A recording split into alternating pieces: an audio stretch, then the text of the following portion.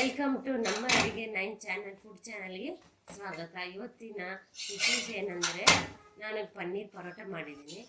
ಪನ್ನೀರ್ ಪರೋಟನ ಯಾವ ರೀತಿ ಮಾಡಬೇಕಂತ ವಿಧಾನನ ತೋರಿಸ್ಕೊಡ್ತೀನಿ, ನೋಡ್ಕೊಂಬರೋಣ ಬನ್ನಿ.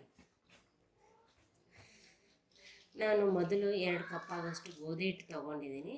ಅದಕ್ಕೆ ರುಚಿಗೆ ತಕ್ಕಷ್ಟು ಉಪ್ಪು, ಸ್ವಲ್ಪ ಎಳ್ಳು, ಅರ್ಧ ಚಮಚ ಎಳ್ಳು, ಅರ್ಧ ಚಮಚ ಉಪ್ಪು, ಸ್ವಲ್ಪ ಎಣ್ಣೆ ಹಾಕ್ಕೊಂಡು ಸ್ವಲ್ಪನೇ ನೀರು ಹಾಕ್ಕೊಂಡು ಚಪಾತಿ ಹಿಟ್ಟಿನ ಹದಕ್ಕೆ ಕಲಸಿದ್ದೀನಿ.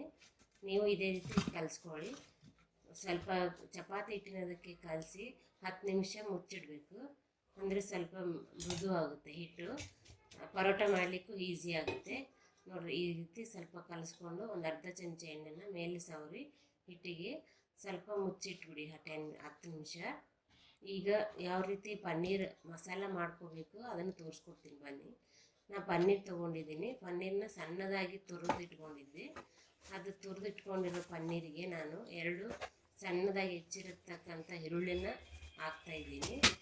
ಈರುಳ್ಳಿ ಹಾಕಿದ ನಂತರ ಸ್ವಲ್ಪ 1-2 ಮೆಣಸಿನ್ಕಾಯಿನ ಸಣ್ಣದಾಗಿ ಹೆಚ್ಕೊಂಡಿದ್ದೀನಿ, ಅದನ್ನು ಹಾಕ್ತಾಯಿದ್ದೀನಿ. ಮತ್ತು ಕೊತ್ತಂಬರಿನ ಸೇರಿಸ್ಕೊಳ್ತಾ ಇದ್ದೀನಿ.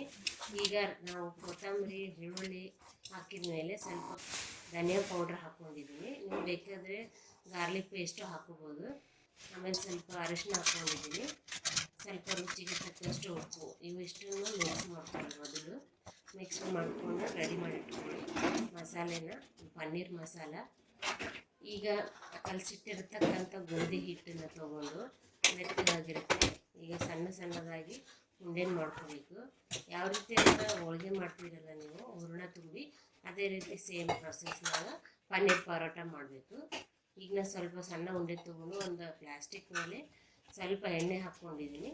ಎಣ್ಣೆ ಹಾಕ್ಕೊಂಡು ಸಣ್ಣದಾಗಿ ಉಂಡೆ ಮಾಡ್ಕೊಂಡಿದ್ದಿಲ್ಲ ಅದನ್ನು ಸಣ್ಣದಾಗಿ ಲಟ್ಟಿಸ್ಕೋಬೇಕು. ಸ್ವಲ್ಪ ಲಟ್ಟಿಸ್ಕೊಂಡು ಅದರ ಮೇಲೆ ನಾವು ಪನ್ನೀರ್ ಮಸಾಲ ಮಾಡಿರ್ತೀವಲ್ಲ ಅದನ್ನು ತೊಗೊಂಡು ಫಿಲ್ ಮಾಡ್ಕೋಬೇಕು.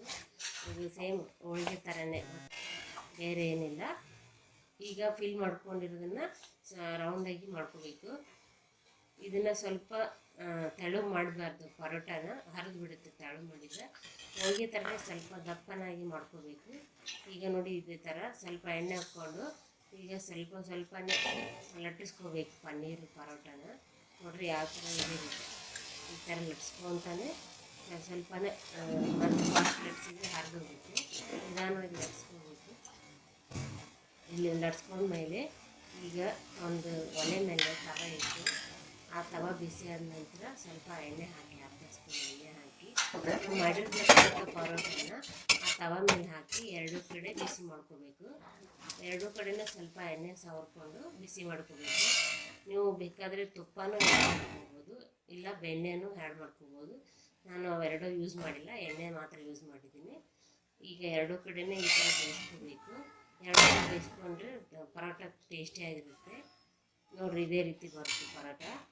ಇದು ಪರೋಟ ನಿಮಗೆ ಇಷ್ಟವಾದಲ್ಲಿ ನಮ್ಮ ಚಾನಲ್ಗೆ ಸಬ್ಸ್ಕ್ರೈಬ್ ಮಾಡಿ, ಶೇರ್ ಮಾಡಿ, ಲೈಕ್ ಮಾಡಿ, ಕಮೆಂಟ್ಸ್ ಮಾಡಿ. ಧನ್ಯವಾದಗಳು.